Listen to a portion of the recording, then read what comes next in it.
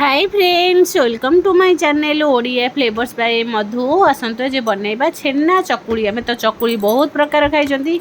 आज आमे बनैबा छेना चकुली। फास्ट आमे बिरी और चाउल को बाटिकी गोटे जगार रखिदेइछंती। एबे कोन करबा देखंतु, ए भली आमे बाटिकी ताको पूरा प्लेन कर बाटी देइछंती। बाटिकी एमती गोटे जगार रखिदेले ता सहित आमे नेइछंती छेना। फास्ट गोलमरीच, लवंग, पानमधुरी, अदा आउ गुजराती ता सहित आम छेना नहीं 200 ग्राम गोटे गिने हम आम नड़िया कोरा नहीं जी आम सामग्री ता सहित आम चीनी को पछरे मिसेबा। फास्ट एबे कौन करबा चीनी सॉरी फास्ट एबे में छेना पकईदे ता सहित गोटे गिना नड़िया कोरा पकईदे। पकई सारा पर एबे कौन करबा आम जो मसला नहीं मसला को भल भाबे ताको छेची नबा। मसला को भल भाबे छेचिकी पकईले यार बास्नाटा बहुत बढ़िया आसबा, खाइबा को बहुत भल लागिबा। छेना टी अधिक नेले बैटर रे बहुत बढ़िया लगे चकुली खाइबापी। याको आम गुरुवार स्पेशल बनई छेना चकुली। एबे आम स्वाद अनुसार पकईदे लुण। एबे पकईदबा चीनी जगार गुड़ भी पकई पारे। जदि गुड़ न पकाउछन्ती चीनी भी पकई पारे।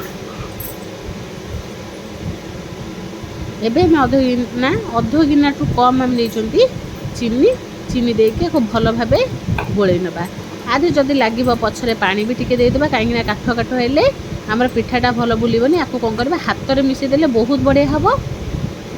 कहीं छेना बेसी मुंडा मुंडा खाए या एमती छेना को बेसी आम कौन करबा ताको एमती मिसेबानी। टिके दरदर रहिले चकुलीटा खाइबा को बहुत बढ़िया लगिबा। एमती मसला दिया छेना चकुली थरे ट्राए करंतु। गुरुवार स्पेशल एमती माँ को भोग भी लगे पारे आउ घरे भी बनईकी खाई पारे।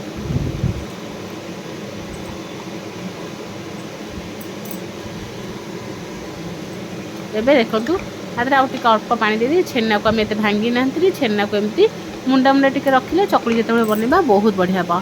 एबे हमर बैटर पूरा रेडी हो गला। एबे कोन करबा गोटे पैन को हमें बसैबा। फास्ट हमें पैन को बसई देले बसैके को कोन करबा देसी घिओ नै जिबा। देसी गुआ घिओ देइकरी हमें चकुली पिठा बनैबा छेना चकुली। एमती घी को भल भाव स्प्रेड करदे करदे सारा पर एबे कौन करबा एमती आम गोटे रु 1.5 डंकी नहीं जमती आम चकुली पिठा हुए से भाव पिठा बनैबा। बहुत बढ़िया लगे चकुली खाइबापी। छेना देखो केमती मुंडा मुंडा होकर रही सहित नड़िया कोरा तार जो मसला पड़ी बहुत बढ़िया फ्लेवर आसो। आ पिठा बिल्कुल भी नरम हेनी, बढ़िया से पिठा आम उठीज। एबे कौन करबा आपको टे घोड़े दबा। एबे घोड़े देले घोड़े की 2 मिनिट पे छाड़ीदबा। 2 मिनिट पर आउ टिके ऊपर कौन करबा टिके घी को एमती लगेदेबा। देसी घी लगेले बढ़िया बास्ना आसो गुआ घी आ खाइबा को बहुत बढ़िया लगिबो।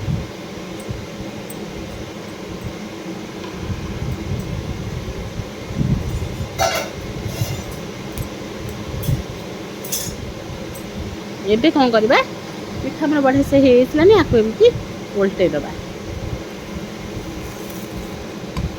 देखो केते बढ़िया से पिठा पूरा उठी जाए, बिल्कुल भी नरम नहीं और पिठा बिल्कुल भी हमर तावरे लागिबो भी नहीं।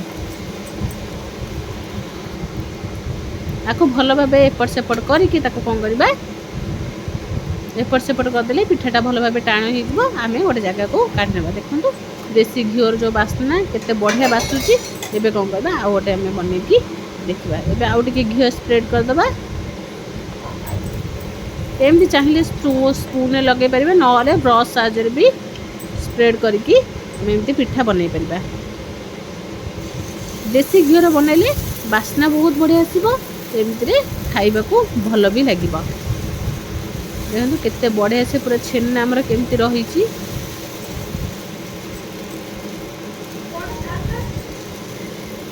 एमती एबे कौन करबा आउ टिके ताको घोड़े दबा। यही भाव घोड़े देकर आम कौन करबा 2 मिनिट पे छाड़ीदबा। 2 मिनिट पर आउ थे एमती उल्टे नबा। एमती आम सबू पिठा को बनई नबा। पिठा भी बढ़िया से उठी जाऊँ, बिल्कुल भी आम पिठा भांगब ना कि तावरे लगे भी नहीं। एमती आम एपट सेपट करके भल भाव घी टिके भल कि लगेदेले भल बासिबो।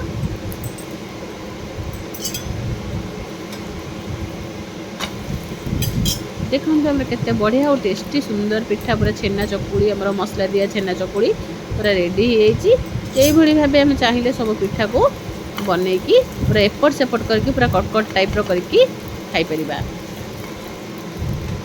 एबे देखो पिठा पूरा रेडी या कौन कर गोटे जगह को काढ़ी नवा एमती काढ़ी सारा पर सब पिठा को यही भाव आम या छेना जगह आम तो सब देते आ सहित सस कि जेकोसी जिनस देले बिल्कुल भल लगे आपको एमती साधा आम खाईपर साधा खाइले बहुत बढ़िया लगे। देखो केते बढ़िया और टेस्टी पिठा जमी देखा जाऊँ खाइबा को बहुत बढ़िया लगे। जब भल लगे लाइक शेयर कमेंट सब्सक्राइब निश्चय करेंगे।